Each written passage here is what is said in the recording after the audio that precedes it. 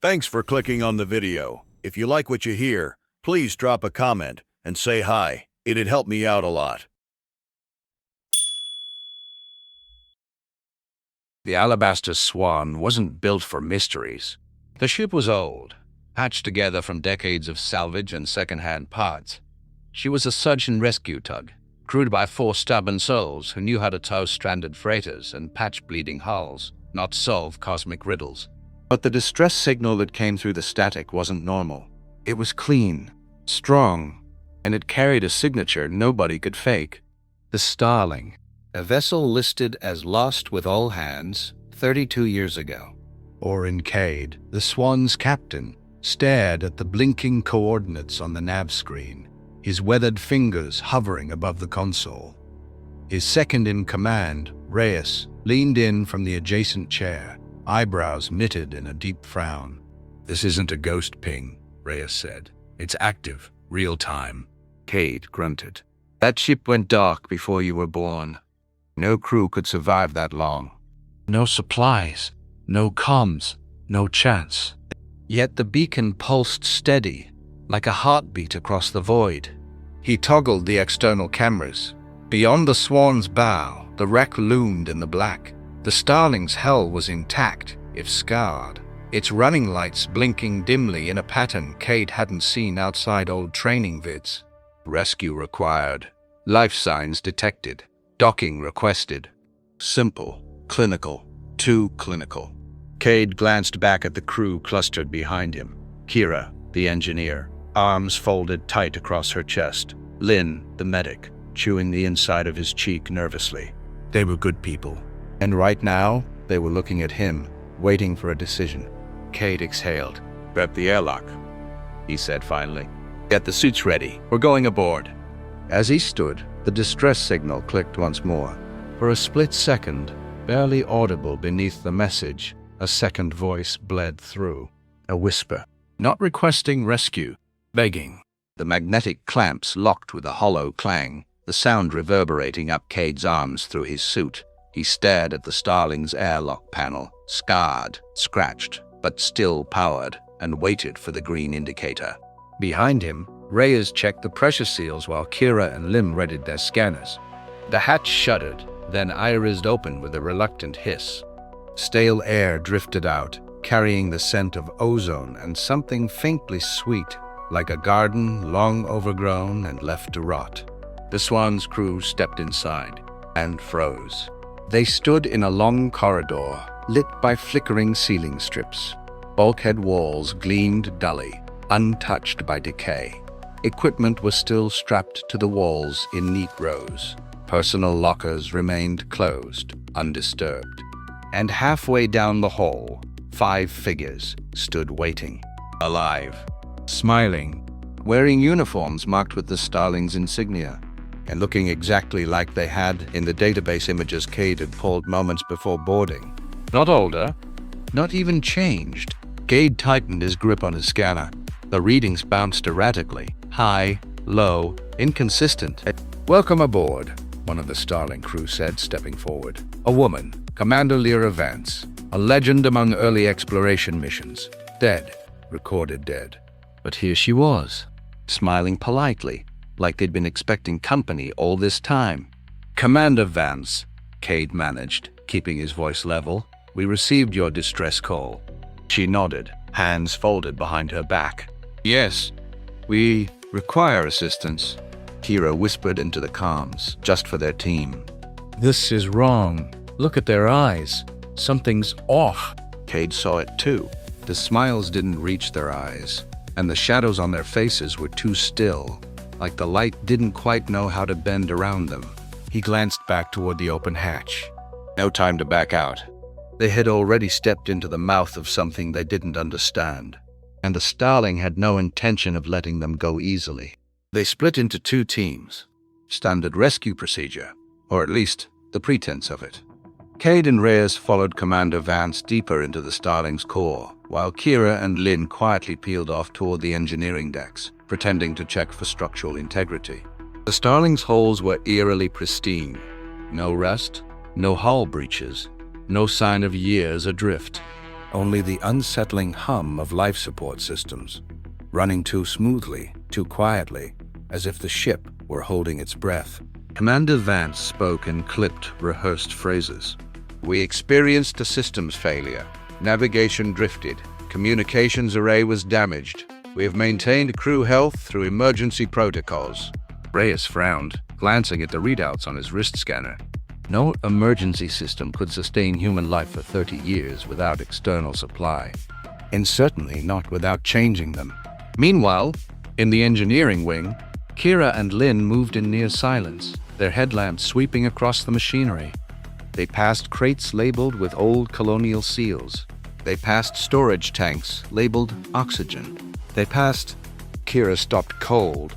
At the end of the hallway, leaning against a wall, was a second Commander Vance, motionless, her suit torn across the chest, her face slack, her skin pale, grayed, dead, long dead. Lynn clapped a hand over his mouth. That's not possible, He rasped. She's standing with Cade right now, Kira finished, voice low and furious. They backed away slowly.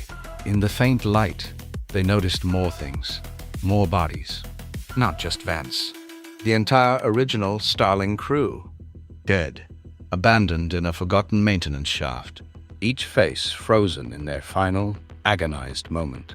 Above them, the ship's lights flickered, just for a moment, and somewhere, woven between the bulkheads, the whisper came again. Stay, stay, stay. Cade felt it first as a pressure shift. Something subtle, almost imperceptible. The Starling's hallways were changing. Corridors that should have led to the bridge instead curved inward, spiraling toward unfamiliar rooms. Doors they'd passed once already now stood in different places, sometimes open, sometimes not. The walls themselves seemed to breathe, a soft, expanding creak like the ribs of some sleeping beast. Commander Vance walked ahead, without pause, without looking back. Beside him, Reyes tightened his grip on his sidearm. Cade didn't reprimand him. Commander, Cade called carefully. Where exactly are we heading? She stopped, smiled. Something in that smile cracked a little too wide, a little too hollow. You'll see. Before Cade could respond, his comms flared alive. Kira's voice, sharp, panicked. Captain, we found them! The real crew. Dead. Been dead for decades. Static broke across the channel, followed by Lynn's strained whisper. The ones you're with, they aren't alive. Reyes drew his sidearm fully now, training it on the commander. Who are you? He barked. She blinked, slowly, too slowly, and then her form shimmered, just slightly, as if the light had to remember how to bend around her, as if reality itself struggled to hold her shape. Around them, the hallway rippled. The walls flexed, almost organic now. The ship shuddered, and a low, mechanical voice, not the commander's, not anything human, buzzed through the walls. Do not leave. We remember you. Cade grabbed Reyes by the shoulder. Run. Behind them, the corridors reshaped themselves like a maze closing in around prey. The Starling wasn't just haunted, it was hungry. The corridor writhed. Steel and composite bulkheads twisted like muscle spasms, reshaping pathways faster than Cade and Reyes could run. Every turn they took led them back into the same central corridor, past the same flickering wall panels, the same gaping airlock hatches. And always, somewhere behind them, footsteps. Soft, measured, never rushing. The Not Commander was still following, that she wasn't alone anymore. Shadowy shapes now flickered at the edges of the emergency lights. Crew members long dead, moving in jerky, imprecise imitations of life. Their faces half-formed, their mouths working in silent repetitions of words no one could hear. Shortcut, Reyes barked, yanking open an access hatch into the maintenance shafts. Cade dove after him, squeezing through the narrow, oil-slick passage just as something snapped shut where they'd been standing. A hiss of pressure, a wet, heavy thud. They crawled through the shaft, their helmet lights flickering. Static gnawed at the edges of their comms. Kira, Lynn, status. Cade barked. Only ragged breathing answered. Then Lynn's voice, weak. Trying to breach. Outer hull. Shuttle still docked. Hurry! They emerged into a lower junction bay where Kira was already slicing into the dock's override panel with a plasma cutter. Lynn stood guard, pale and shaking. Across the viewport, the Alabaster Swan gleamed like salvation, still clamped to the Starling's hull. But between them and the docking umbilical, the not crew, they stood in the path, silent, blocking the way. Kira cursed under her breath. "Only way through," she muttered. The figures shifted slightly, not attacking, just waiting, as if the ship wanted them to choose to stay, because that's what the Starling had learned to do. Not force, entice, convince. The docking umbilical stretched ahead, 30 meters of open corridor leading to the Swan's hatch. 30 meters of haunted silence. The Knot crew stood scattered across the passageway, faces flickering with broken expressions. Some reached out hands, beckoning. Others simply stood motionless, their forms blurring at the edges, like bad memories trying to stay whole. Cade gritted his teeth. "They're not real," he muttered. "Just echoes." Kira hissed back. "Then why do they look like my brother?" She hadn't said she had a brother. None of them had. The ship was listening. Lynn was already halfway across, ducking around the first figure. It didn't move, just tilted its head slowly, watching him pass. Cade grabbed Kira's arm. "Go. Don't stop. Don't listen." They ran. The figures didn't touch them, but the whispers grew louder. Whispers of regrets, of failures, of loved ones lost, of promises broken. The ship didn't want to kill them. It wanted to keep them, bind them in guilt, in longing, trap them in a looping reflection of what they missed, what they wished for. Cade's hand brushed one of the phantoms, and for a moment he was back on Earth, home, safe, his family laughing around a dinner table long gone cold. It was almost enough to stop him. Almost. He tore himself free. At the Swan's hatch, Lynn punched in the docking override. The door screeched open, too slow. Cade shoved Kira inside, then Reyes.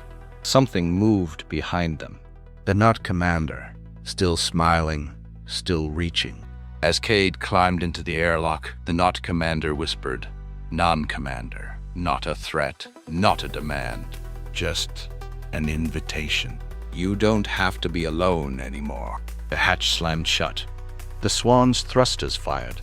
They pulled away from the Starling. Outside, the dead ship twisted one final time, its lights blinking in a pattern Cade didn't recognize. Or maybe didn't want to. A goodbye. Or a promise. The Alabaster Swan drifted in silence. Cade sat alone on the bridge, helmet discarded at his feet, the emergency lights throwing long shadows across the battered consoles. The others slept fitfully in the bunks below, if they slept at all. The Starling shrank into the void behind them, its form now just a pinprick among the stars, silent, watching. Cade tapped the comms idly, flipping through static-saturated channels. Nothing but background radiation, nothing but noise. Until a flicker, a single transmission bled through the empty channels. A voice barely above a whisper. "You left us." Cade's fingers froze. The signal vanished. He glanced around the bridge, heart thudding. Nothing. Just a hum of systems. Just a ship. And yet, he stood slowly, moving toward the nav console. There, on the corner of the screen, a new waypoint. A set of coordinates, blinking softly. No source. No origin. Not from the Swan. Not from anything human. He reached toward it, hesitated, then cut the screen to black. Some doors, once opened, never truly closed. He exhaled long and slow, staring into the endless dark outside the viewport. Maybe they'd escaped. Maybe they hadn't. Either way, something had noticed them now, and it wasn't finished remembering.